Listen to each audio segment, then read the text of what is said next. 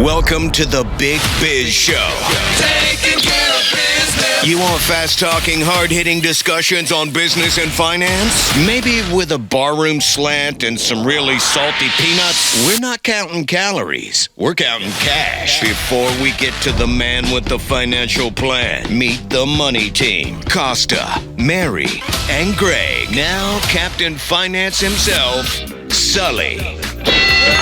And a big old howdy to you, and a good morning, and welcome to the Big Biz Show. Wherever you're watching, wherever you're listening, we're inside the Loft 100 studios here in beautiful Southern California. Costa, Merbert, Godwin, our executive producers, Greg Todorov, of course, Sully. Welcome. I'm trying to figure out what we want to talk to Howie about today, because Howie's talking about Comex Vault. Have any idea what a Comex Vault is? Oh, sure. Have you guys have an idea what OpenAI is? Oh, yeah. Let's go to Howie Font and just blame him for something too innocuous. Howie Font in there. From New York City. Howie, is this the show you're on here? Is this the same show? It's a choose your own adventure show today. Oh, I like it. Oh, I love it. First of all, what is a Comex Vault? So the Comex Vaults are the vaults where legally you have to keep gold in the U.S. if you're going to use it for a futures contract. So the movements into these vaults talk a lot about or speak to the speculation that's happening in the gold market, and gold has been on quite a run. Well, because physical gold is on the run, but the problem is physical gold costs more than actually gold costs, because you can't get a hold of physical gold, right? Isn't there a supply problem? Yeah, I mean you pay a small fee if you're using the ETFs or you're keeping your gold somewhere. Yeah, it is more inconvenient to have the real stuff and to take delivery of it. But what's happening actually is all the gold vaults where people hoard it and you just own your gold and you have it outsourced is actually in London for the most part. And then for the trading, the future contracts, which has been happening more and more, it's in Manhattan. So there's actually been a lot of stories that you'll see, especially on Twitter right now, about all the gold that's leaving London and coming to the U.S. And they're saying it's about tariffs, but it's really about these future contracts. So talking about future contracts and gold. So as you can buy gold as a hedge against inflation. You can buy gold as a piece of your investment. But then there's futures, right? You're betting on gold at that point, right? Talk about that. And why is that such an important piece of the market? Well, it's a way where because you can buy bulk contracts and you don't have to take delivery, so it becomes kind of a trading mechanism for this commodity, and you can push it out as long as you want. So it's this really convenient way to trade the asset, but it also lets you trade kind of in bulk and with a little bit of leverage. It's not exactly leverage, but with a little bit of leverage, meaning that you can buy more than the amount of money that you have potentially, and you'll see bigger jumps in the futures contracts than you'll see in actual gold prices. So it's been interesting to see that flow, and as more and more gold is moved into the Comex vaults, you'll see more volatility in gold, which we have seen. Howie, what's going on with Fort Knox? Is Doge gonna start sniffing around, and are they gonna open the door and all the gold's gonna be gone? What's going on with that? I am so glad you asked. My favorite conspiracy theory here, Mike, is that there's actually more gold than they should have from the last time that it was audited, which was like in the 70s. Like, we've been taking gold from, I don't know, you want to say, like, we were in Iraq twice and all over the world. And maybe that's where we're keeping all the illicit payments the government's collected. We're storing all of our booty from our ratings. So they're going to go in and are they going to count gold bars or count the gold bullion? Yeah, there's a record in the Treasury that says, we have this much gold, and it's a line item that just hasn't changed year to year. Oh, I trust that. Treasury reports. And so no one's looked at it in decades. And Elon is saying, hey, maybe let's go make sure that the guys at Fort Knox aren't, taking a little bit off the side. I think Auric Goldfinger in the Bond movie was the last guy who was, interested in counting the bars. Well, okay. So there was a post about I love this that we are going here. There was a post about it, and Goldfinger's plan in the classic James Bond movie is, I'm going to irradiate all the gold in Fort Knox. That gold is basically taken out of supply. No one can use it, and so the gold that I have will be worth more. Well, if you, again, conspiracy-minded, it's been long enough since anyone's looked at the gold that Goldfinger's plan might have happened. I love it. All right, he's our financial analyst. All right. Big Biz Show. You're in a lather about this TikTok. Do you participate in any social media? I mean, do you look at it? Not unless I have to. Really? Yeah. No desire. I don't care about TikTok specifically, to be honest, but kids went crazy. We have Sully Speaks Money on TikTok, Yes. which I think we should start doing it. Just take clips of this because it was infotainment about things. Howie could be a big contributor to that, but I think it's interesting is that came from the production assistants here and my two kids that were the age of, hey, why don't you start talking about, and I think we started talking about Tesla 2 years ago. Yeah, the GameStop. GameStop, 2 years ago. So it's time to talk about TikTok. Before we go, the law affected a ban on TikTok that said that TikTok either had to be closed down or sold to a U.S. investor to keep Chinese interests out of our kids' heads. And I say kids' heads because I'm assuming the demographic for TikTok has got to be younger than us, right? And if you think in terms of metadata and things that are enemies. Let's think of enemies, North Korea, Iran, or Iraq, China, Russia, those types of things. I mean, you got to believe that China is probably feeding ideologies into feeds and reels or whatever they're called to kind of shape a 12-year-old into pretty soon, over time, you start changing your mores and your values along the way. Do you think that's a problem? Part of me thinks that it's also just making our kids lazy and dumb. Which is part of their strategy. So what happened? Because our kids are just sucked into this platform. And, we talk with Dan Negroni about their lack of ability to think for themselves and all this stuff. And I think that is even worse than getting their information. You have two really good girls, sharp as a tack. Yes, they are. No, they really are. And what happened, though? What wheels fell off? Lily woke up on Sunday and she was like, what do I do? She started physically twitching because, she'll lay in bed on a weekend and look at TikTok. And she's like, I keep going back there thinking it's going to be up. And I said, you know what? It's going to be fine. One of my daughters, though, my younger one said, you know what? We're going to find something else. It's fine. I'll look on the bright side of life. She was over it. But my older daughter was not happy. Howie, let's talk about exactly what happened and what the effect is here, because ironically, the Supreme Court confirmed the ban was constitutional, and right after that, there's talks of suing over the lack of enforcement of the law. So where do we stand and where are we going? Yeah, so that's what's happening right now. TikTok fought Congress's legislation, they lost. And now Trump is the savior. He started this whole thing. He's the one that said we should ban TikTok, and and now he's given them a 75-day, kind of a random number, 75-day extension. The law allows the president to stall the ban for 90 days, but that can only be done once, and it was done. So he did 75, thinking he could do another 90 later.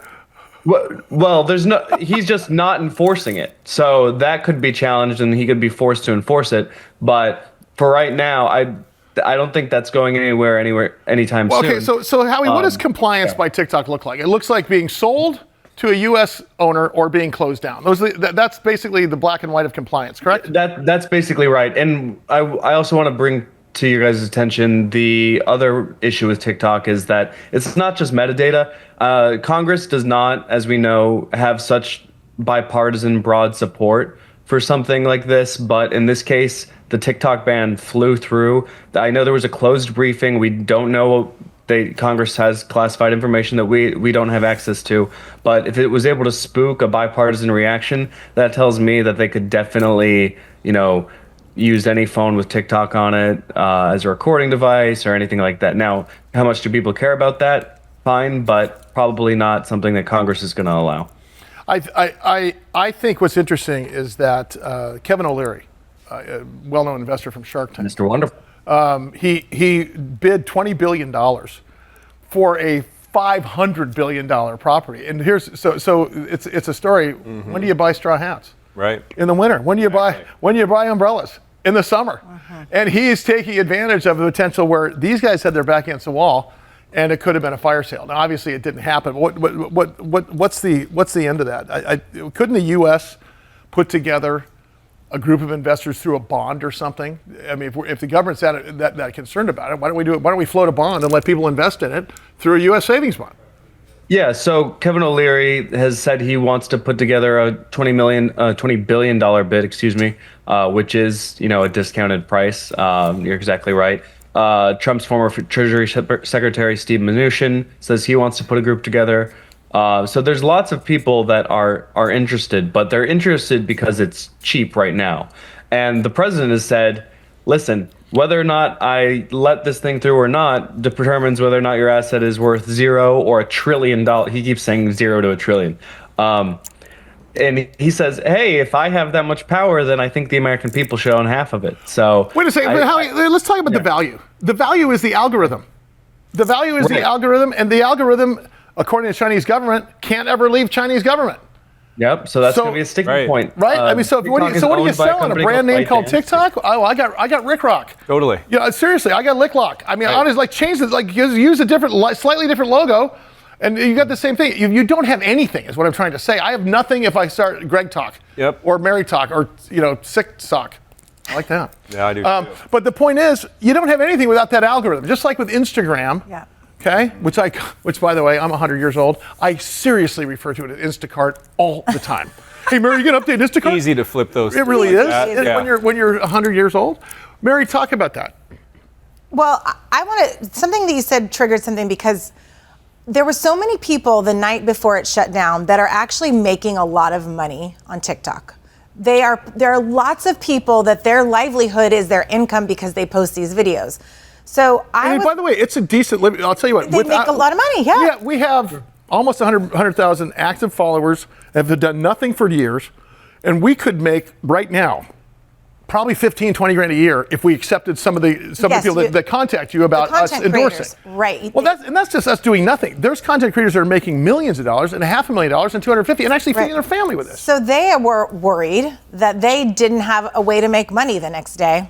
And I didn't know if that played into, there's all of a sudden all these people out of work. I mean, they can then go to your point, they can go to Reels, which a lot of them did on Instagram, but it's a different demographic. My kids don't like that. That's not where they are consuming information. So then why can't we just start a new? Too, but it's not as popular. It's not as popular. So is there a world in which we do create another platform and just call it Rick Rock? The thing that scares me is how much better off are we if the U.S. government floats a bond and owns part of it, than having the Chinese government own part of it. I realize the U.S. government's not trying to destroy us, but the U.S. government clearly tries to control us sometimes. Right. So it needs to be a privately held company. For national interest, though. Yeah. Right? You can't this is the modern day Trojan horse. They're such givers, aren't they? Let's be honest. That's true. The modern day Trojan horse. So there was a reason that Trump had the reaction that he had initially about TikTok. Yeah. What I want to know is why did he flip-flop? Yeah, on TikTok. It's got to. Yeah, I guess you see what I did there. Well, wait, but really, right, flip-flop. Listen, I'll tell you why did Howie? Because there's got to be a business deal in the making. There has to be. Yeah, he's a deal guy. So there's a deal there. Well, I think he wanted to look like a hero. Well, I think so too. Of course. It was fully. But there is a politician, but I think there must because being the business guy, who sort of has some latitude in his. I mean, look at it. He's still selling Trump sneakers. Everybody's still talking about him. He's got inaugurated. There's a Trump sneakers ad on the thing, or there's a Trump. So he clearly has business interests still out there, even though he probably divests from part of them. But think about this. There's got to be a business deal afoot. Mary, you bring up a great point, and so do you, Greg. I think there's something. How do you think it ends up, Howie, before they get out of here? Yeah, I think that. We're not going to end up with America owning half of TikTok, but I do think that the administration is going to be pretty hard negotiators, and it will end up in some form of U.S. control. Probably lose part of the algorithm, which means you get an even lower number than this 20 billion or something like that. Don't we have the resources in terms of guys like the Instagram folks and the X folks, the Facebook folks, that have enough wherewithal to create something close to a U.S.-based TikTok? And by the way, couldn't this faction of TikTok be taken to the public markets, get 3 broker-dealers to sponsor it and take it public, and now everyone owns it, and look at it, and you vote with your feet, right? You don't like it, you sell your stock. If you like it, you invest in it.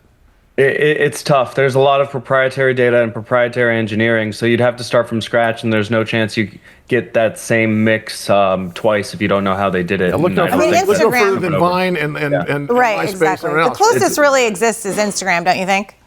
I don't know the difference, frankly. When I'm watching stuff on Instagram, exactly. I mean, I think they're functionally all the same, but people say that TikTok's algorithm does a better job of, keeping users engaged and keeping them on for longer. And it's still the coolest in the culture to young people that are no longer my peers. well, I think,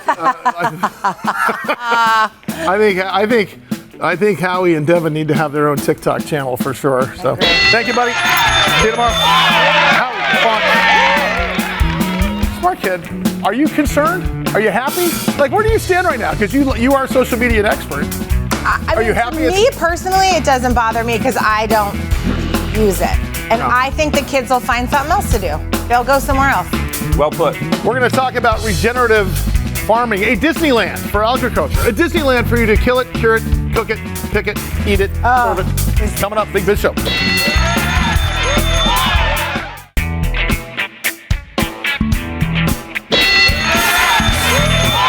Wherever you're watching, wherever you're listening, it is the Big Biz Show. We're coming to you live from the Loft 100 studios in Southern California. That insanely awesome music is from the DTT, Great Day Trader Trio. I'm Costa, Mary Godwin, Greg Todoroff, and of course, Sully. Well, once again, Greg uses his feminine wiles to attract his male wiles. There we go. To attract CEOs of public companies. Who do we have next, Greg? Vlad. Vlad Vitoc. MAIA. Mike, take it away here. He is the founder, CEO, chairman, president of MAIA Biotechnology, MAIA Biotechnology, their ticker symbol, MAIA, and we welcome him to the show. Vlad, how are you? Thank you. Very well. Good to be here. Hey, talk to us. Give us top down here because you talk about immunotherapy. You know, we may be on air everywhere in the U.S. and some places abroad, but here in San Diego, where we broadcast from, obviously we're a biotech and biopharma hub, and we hear about immunotherapy all the time here. But you guys are sort of at a cutting edge here. Talk about it. Yes. So we are developing agents for the treatment of cancer, and they have a dual mechanism of action: telomere targeting and immunogenic effect, stimulating the immune system to respond to cancer. So these are different than what you normally see as immunotherapy in the following way. So the mechanism of action, twofold. First, telomere targeting. Our agent TIO is incorporated by the enzyme telomerase in the telomeric structure of, and this creates a faulty, unstable structure. The telomere collapses, the DNA unwinds, cancer cell dies. This process is fast and efficient. It happens in 24 to 72 hours, and TIO directly kills 70 to 90% of the cancer cells. Then follows its immunogenic effect. So of the telomeric fragments, it forms micronuclei that present these fragments to the immune cells, becoming neoadjuvants in the immune pathway. This triggers an immune response so efficient that you see complete response, no recurrence, and anti-cancer immune memory. So, Vlad, let me interrupt you. Are we talking about solid tumor cancer here? Yes. So what you basically said here is, with the two-prong approach, you tests so far say this is the panacea. This is the thing. Correct? In preclinical models, it's shown curative effects, and now we are in the clinic, and it's showing outstanding effects in non-small cell lung cancer in third line of therapy, which is one of the most difficult, most notoriously difficult patient populations to treat. Vlad, there's some good news from you as far as the phase 2 trial with NSCLC that's recently come about. Yes, yeah. That's from the TIO 101 trial in non-small cell lung cancer. These are patients that have become resistant to checkpoint inhibitor immune therapies and to chemotherapies as well. Mm-hmm. And we have seen efficacy like never seen before. It's in this patient population. We have seen about a year and a half ago, we've seen disease control rates in the 80-90% range, then response rates in the 38% range, and now survival. We just press released it a couple of weeks ago, 16.9 months. Compare this to chemotherapy in this patient population, which is what they normally receive. It's 5 to 6 months, so it's threefold almost. Was this when this came about and the light bulb came on and you said, "Aha, this could be the, for lack of a better word, cure for cancer"? This is an elegant way to treat it. Was it a simple answer that was in front of you guys all along, or was this something that is so novel that nobody would have seen it unless someone just happened upon it? It's very novel. So this was, we licensed Thio from University of Texas when we formed the company back in 2018 as a telomere targeting agent. And its immunogenic effect was characterized about a year later. So it is the first time this happened. We patented it, published it, and so now we're ready to go to commercialization. Was this therapy fully intended for cancer from the very beginning, or was it intended for something else that happened to cure cancer or happened to affect cancer? It was intended for cancer, yes. Yeah. From the top, what's next for you guys? So talk about FDA recognition and so on and so forth.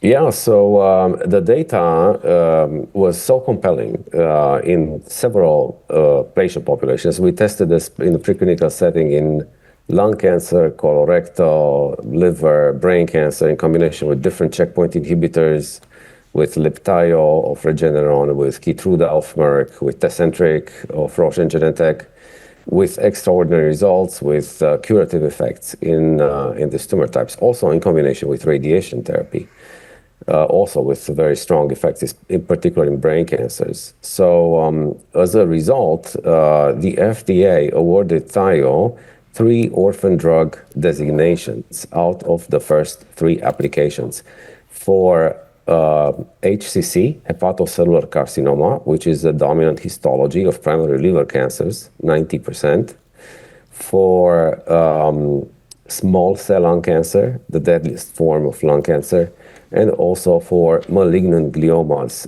brain cancers, including glioblastoma. Vlad Vitoc is the founder, CEO, chairman, president of MAIA Biotechnology. Vlad, am I saying that right? Is it MAIA, M-A-I-A? Is that the way you pronounce it? Yes, MAIA. Their ticker symbol is MAIA. So in very, very simple layman terms, and you're talking to a very, very simple man right now, is it basically arming our own immune system to attack these tumors? Yes. And that's why it's very important that Thio is used in combination with the immune therapy, because it kills a lot of the cancer cells on its own, and B, it prepares the immune system to use the immune therapy as a second step. So in this 2-step approach, we call this a sequential therapy of Thio plus immune checkpoint inhibitor, you can get to outstanding clinical results. Wow. So I've got to ask, when you have these kind of results, does the FDA possibly fast track you? Is there a possibility for something like this? Yes, definitely. That's something that could happen. What's the next step for that? How do you find that out? And how do you get yourself on rep to that?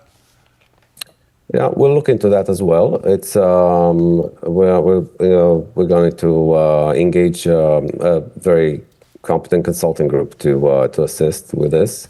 But we have what we're planning right now is we're planning to go to commercialization via 2 pivotal trials. One is pivotal phase 2 for accelerated conditional approval in the U.S. The other one is a phase 3 that will serve as confirmatory, but also as on its own merit will have a very high probability of technical success.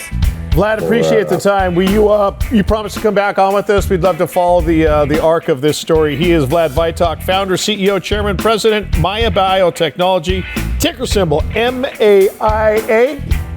All right, to keep it here, a lot more to come. Big Biz Show rolls on.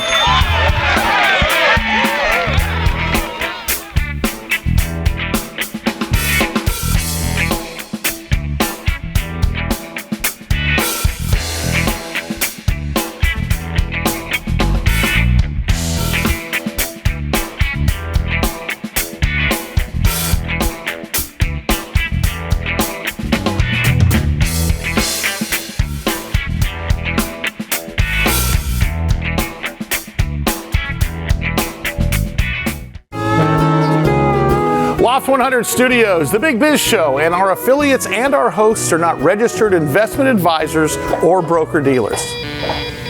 Our show hosts make no commitment that the purchase of securities of companies profiled or otherwise mentioned in our programming are suitable or advisable for any person, or that an investment in such securities will be profitable in general.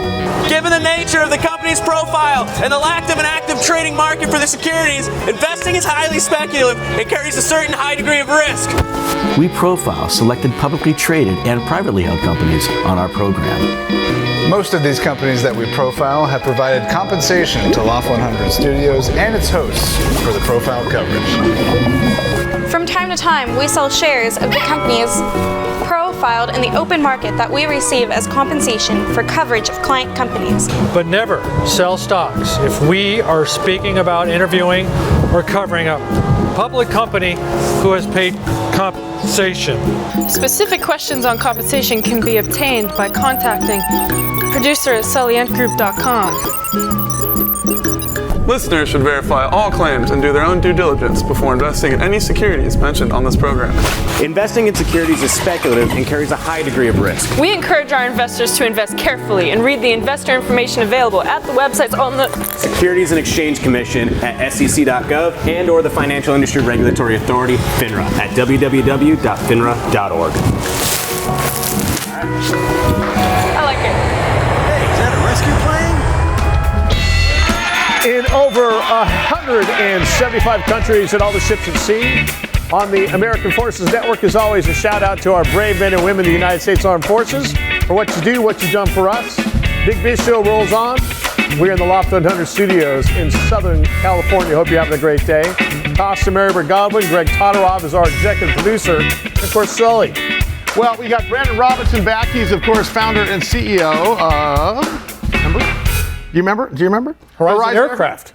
This is the coolest tool on the planet. Yep. I want one. And every time we have him on, we have a ton of email about what's going on there. So I want to try to check in with him as much as we can because this is the next generation. Of aircraft. You know, Brandon, the last time we had you on there, I got an email asking, at the end of the day here, what's the first low-hanging fruit customer that'll take your aircraft, and where does this end up? Does it end up commercial at some point, or like what's the first stop in terms of commercialization? So Sully, thanks so much for having me on again. Okay, so apart from all of the crazy military applications, right? If you can basically build a helicopter that's twice as fast, quieter, and has that vertical takeoff and landing ability, let's just take medical evacuation and emergency medical services, right? So you get into this crazy car accident, unfortunately you're on the side of the road, you need to be medically evacuated, someone who you love needs to be medically evacuated. Imagine one of these aircraft arriving, and instead of a noisy, slow helicopter that's extremely expensive, you have one of these aircraft show up. They can transport your loved ones to the hospital in half the time from that same distance, or literally from twice the distance in that golden hour, if you will. And so saving lives and transporting organs and critical life-saving drugs is, I think, a really powerful first mission. Brandon, as far as the physical footprint your aircraft needs to land, is it basically, for lack of a better term, the same circumference as a normal helicopter would need? Yeah, that's a great question. And it's exactly that. So it can land in any helipad, which makes sense. Think of it as basically a 45-foot by 45-foot square of concrete or open field, any parking lot, and again, any helipad is great for this aircraft. Hey, Brandon, when you talk about certification and entry into the market, we spoke to this a little bit last time. Remind us again what that's going to take and what are the challenges to get us to certification, because you guys seem like you're so close. I mean, this is the coolest thing on the planet, and every time I see you guys, you're making headway towards the next thing. Talk about it. Yeah, so up in Canada, we have the advantage of, instead of being inundated like the Federal Aviation Administration is with hundreds of companies trying to do this, up in Canada, we have very specific expertise from Transport Canada that deals with power lift aircraft. So they're used to certifying like helicopter type of aircraft that it can take off and land vertically. And so we have that advantage, and we're going to be starting the certification process very shortly. A gentleman by the name of John Maris is on our board. He founded a company called Certification Center Canada. Obviously, with that expertise on board, we have an absolutely professional group that is preparing the foundation for it, that has already started the certification process, and we're moving forward up here in Canada, which is great. Brandon Robinson, founder, CEO, Horizon Aircraft. Their ticker symbol is HOVR. Brandon, how many prototypes did you go through or have to go through before you arrived at what you have now? So unlike most companies, we spent a lot of time in the prototyping phase. We come from kind of an operational background, if that makes sense. So there's a lot of companies that come from a university background that have these great ideas, but our company is a bunch of pilots and operators first. And so we spent a lot of time in the prototyping and conceptual phase in order to make sure that we had a product that actually made sense and that could be built to do really good work in the real world. And so we've been through about 3 or 4 different types of aircraft. The latest one is a large-scale prototype. It's 22-foot wingspan, weighs about 600 pounds, and it's been through hundreds of flight tests. It's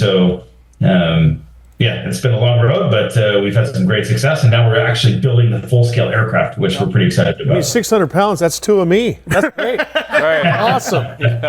Brandon, how soon, or is it already something like a private person, a billionaire, wants to start buying this, and it's the cool new toy to have for private, individuals, billionaires?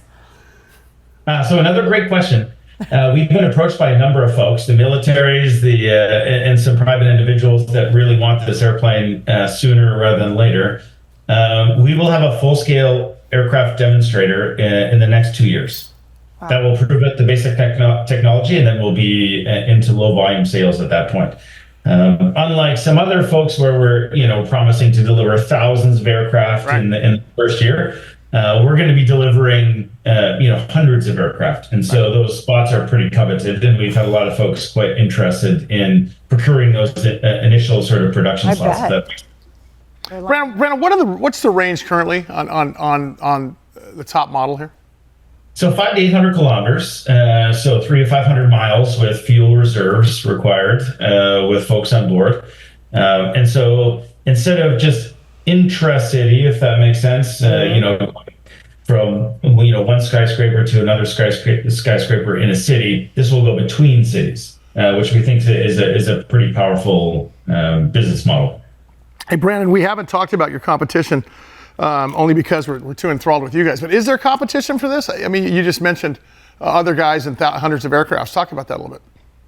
Yeah, so a lot of folks, they started off, maybe 4 or 5 years ago when the world was really focused on electrification in the aircraft industry. And we very much are behind those folks. It's fantastic. We took a bit of a different route where we thought that a lot of folks were maybe focused on those shorter range missions that might be a little more challenging. Again, 30 to 50 kilometers, or I should say 20 to 40 miles. And there was a big gap in the regional sort of travel space for advanced air mobility. So we built a machine that is complementary to theirs in many ways, insofar as, again, we can go from city to city and not just from one point to one point within a city, if that makes sense. So in terms of competitors, there aren't many. We have a hybrid electric power system on board, which means it's burning traditional fuel that, by the way, still has 30 times the energy density of traditional. So fuel has 30 times the energy density of even the best batteries still. And we think that matters, and that it's proven out in sort of our range and speed and payload capabilities. Hey, so as far as for the rest of 2025, what are the checkpoints for you guys that you can share with us? I know it's a publicly traded company, but what are you looking forward to most for the rest of the year? Oh, wow. So we have transitioned to basically full court press on production and certification of a full-scale aircraft design. So if you walked into the hangar right now, you would see full-scale aircraft wing sections moving, actuators moving. Wow. Full-scale wing fan fired up and producing the requisite amount of thrust. And it's just a really exciting time for the company to transition to that full-scale aircraft design. Hey, Brandon, please continue to come back on and start working on that one-seater edition. It's not too much to ask. We'll talk to you soon, brother. Brandon Robinson, founder, CEO, Horizon Aircraft, ticker symbol HOVR. You're going to get one, aren't you? I'm going to ride one. Heck yeah. The thing's a pretty cool tool, I'll tell you that. You know what else is pretty cool? The Big Biz Show. Lots more to come, so keep it here.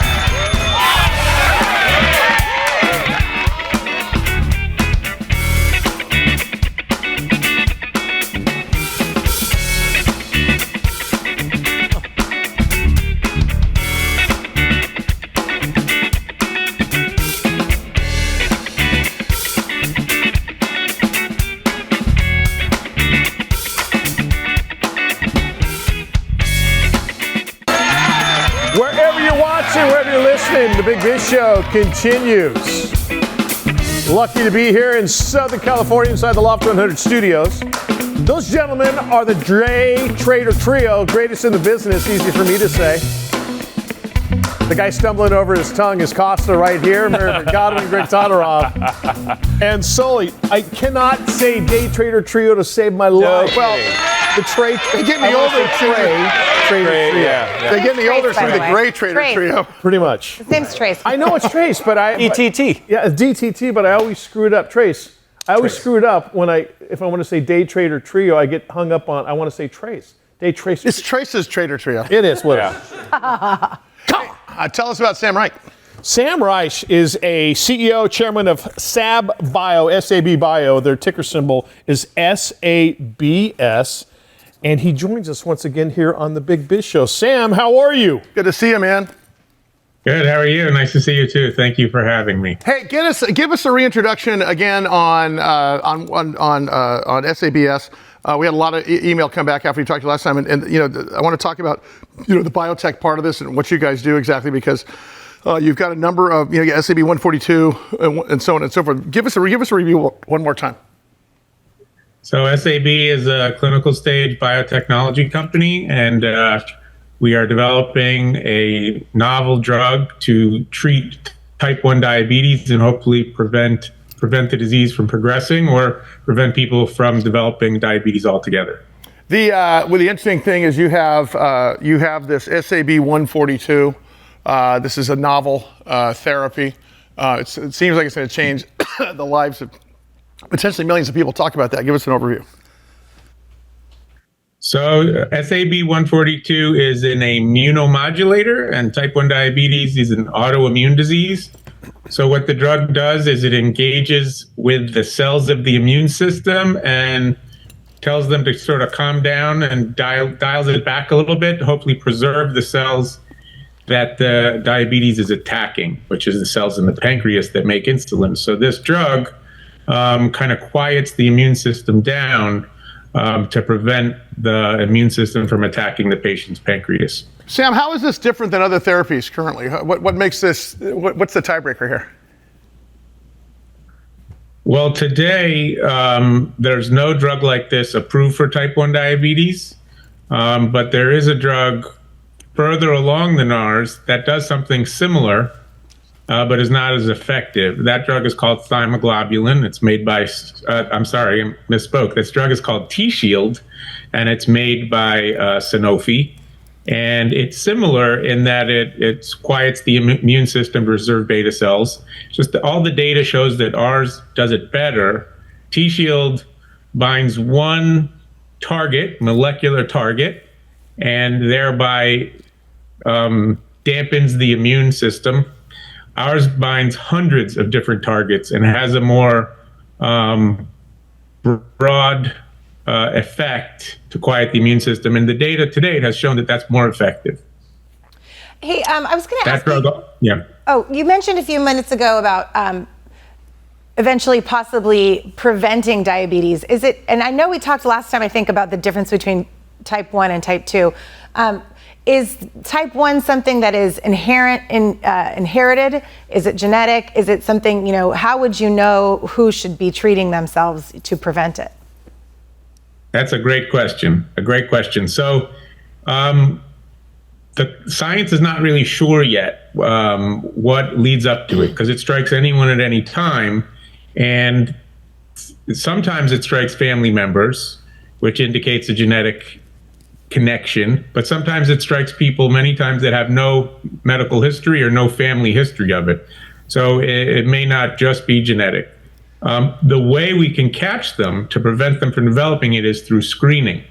So today, technology, diagnoses has the ability to screen patients for the antibodies that attack the pancreas. And if a patient has those, they're called auto-islet antibodies. And if a patient has those antibodies, we can predict that they will develop type 1 diabetes sometime soon if they've started to have some inability to control their blood sugar. We call that stage 2 type 1 diabetes.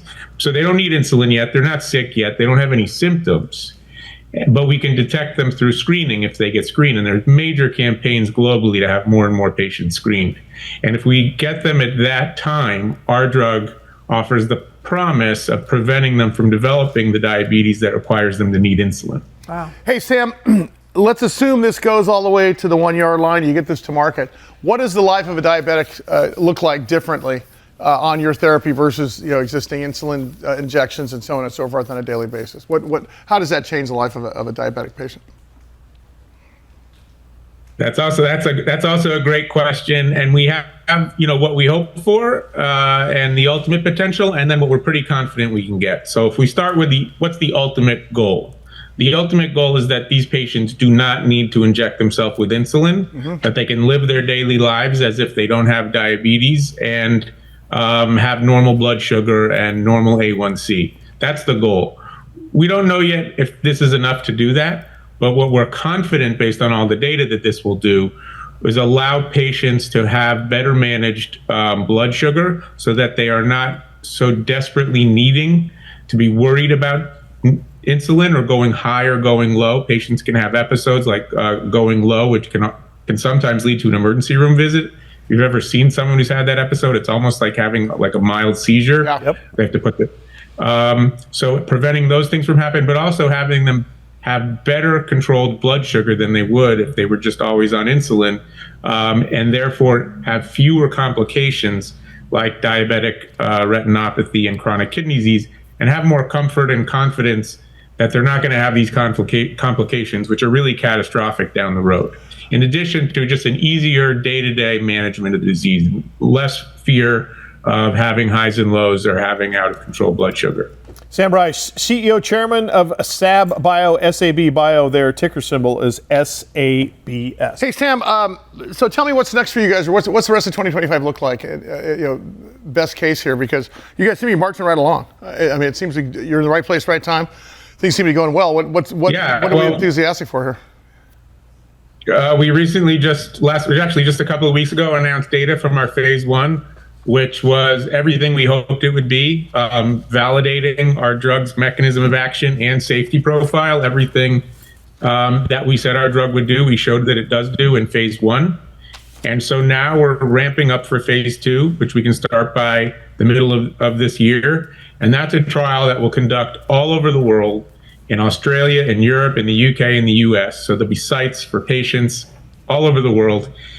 Get this drug into over 100 patients and prove definitively that it does work, and get that data that shows that this is an effective drug that's going to go to the market and gonna make a lot of people's lives better. So many people battling diabetes across the world, and this guy is doing something about it big time. The chairman, CEO, SAB Bio, SABS is their ticker symbol, Mr. Sam Reich. Sam, always appreciate it. Want to see you back again on this program soon. Again, their website, sab.bio, SAB Bio.